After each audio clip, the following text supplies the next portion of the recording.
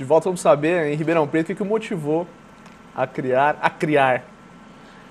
Olha, o criador do criar parece quase que Deus, né? O criar que criou a criação.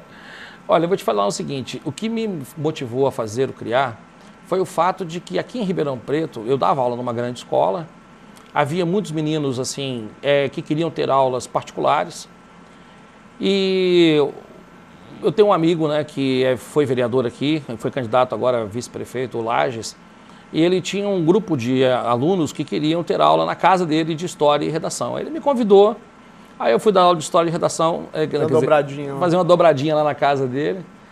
E nós dois... Por que fazer em casa? Porque era algo informal ainda. Era né? informal, isso. E a gente também, laboratório mesmo. naquele momento, estava assim, muito sem condições financeiras de investir em alguma coisa, né? Então, em casa ficava tudo mais fácil, né? Mas depois, por uma série de fatores, esses alunos acabaram preferindo ficar só com a parte de redação, né? E da casa dele também está começando a ficar inviável, né? E aí tinha uma escola aqui de inglês chamada Manhattan, né? O Maurício, que era o proprietário, era um professor que trabalhava junto comigo. Aí os próprios alunos procuraram o Maurício, né? Para pedir para ele alugar uma sala para mim. Aí o Maurício falou... Teve assessores diretos, tive assessores, interventores, mães, sabe o que é? Mas, na verdade, assim, a coisa surgiu primeiro dentro do quarto do meu filho no meu apartamento, né? Porque eu dava aula particular para 3 meninas que começavam a falar para as amigas e depois acabou virando a casa do Lages, né? E depois virou uma salinha no Manhattan, né? Aquela salinha do fundinho, pequenininha, tudo no boca a boca, né? Mas até então, como a minha formação sempre foi como professor, eu não tinha vislumbrado ainda a possibilidade aqui em Ribeirão Preto de realmente fazer alguma coisa que fosse... Virar um negócio. Virar um negócio grande, né?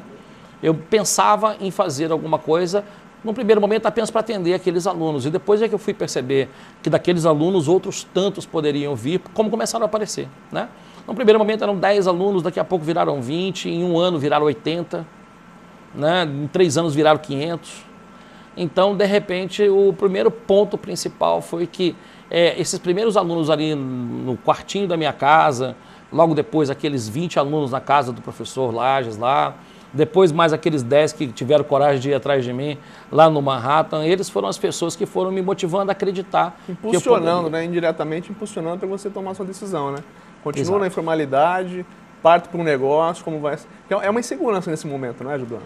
Olha, eu acho que é. Sabe assim, na verdade, as coisas estão aí para que a gente possa pegar. Eu acho que elas estão aí, a gente pode, né, pegar. E eu, de repente, tinha um certo receio, até porque eu não tenho uma formação como empresário, né, eu não tinha uma formação como administrador, então eu tive que, em um determinado momento, deitado na cama, olhar para cima e falar assim, não, isso aqui é possível, sabe, porque eu tenho possibilidade de crescer porque estou crescendo independente do fato de ter planejado isso. Então eu tenho que começar a enxergar isso como um negócio. Uma tendência, né?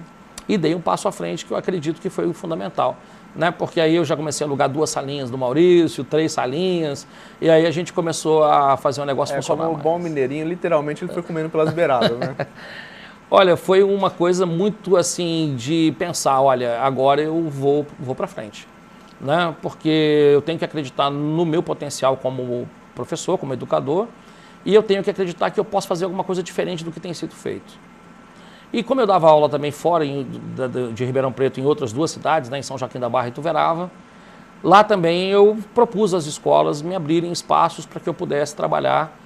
E as pessoas, assim, não para minha surpresa, mas pelo fato de terem sido muito receptivas, né?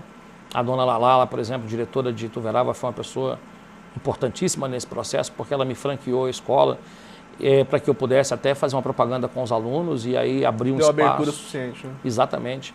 Como aconteceu também em São Joaquim da Barra, né? A direção da escola lá, né? Me deu também um espaço para que eu pudesse conversar com os alunos e a partir daí eu não parei mais, né?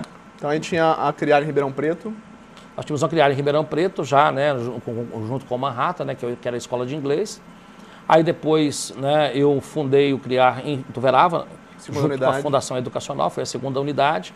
Depois, porque os pais e alunos de São Joaquim da Barra me pediram, eu acabei montando o Criar também em São Joaquim da Barra. Foi a 3ª unidade. A partir daí aconteceu também um fato interessante, porque quando o Criar, assim, ele começou a dar os primeiros passos e tudo mais, Eu fazia muita propaganda em rádio, né? Que era uma mídia, assim, dentro das minhas possibilidades financeiras. E um dia, duas professoras de Jaboticabal ouviram na rádio lá que tinha um tal curso criar, que era curso de português. E a Mônica, que é uma empreendedora nata, né? Já tem uma formação legal, ela veio. Aí ela veio e me pediu para abrir em Jaboticabal. Aí eu abri em Jaboticabal também. Aí abri em parceria com elas, dentro de um curso de inglês que tem lá, né? O Quality, que existe inclusive até hoje, o Manhattan já não existe mais. Certo. E aí eu abri junto com elas e fiquei em Jaboticabal durante bastante tempo. Mas aí, como o criar foi crescendo, né? As situações foram se somando, várias pessoas falando, né? Olha, por que você não abre em tal lugar, tal lugar, tal lugar? Eu acabei abrindo Franca.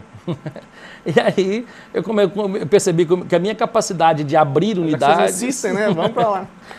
Mas veja, eu cheguei à conclusão de que eu sozinho fazendo isso, abrindo unidades para que eu pudesse dar aula, daqui a pouco eu não conseguiria dormir mais. Ok, então vamos segurar esse assunto aí que vai dar margem para a gente falar da franquia Legal. no próximo bloco. Beleza. Rainha? Ótimo. A gente vai para um breve intervalo e já voltamos.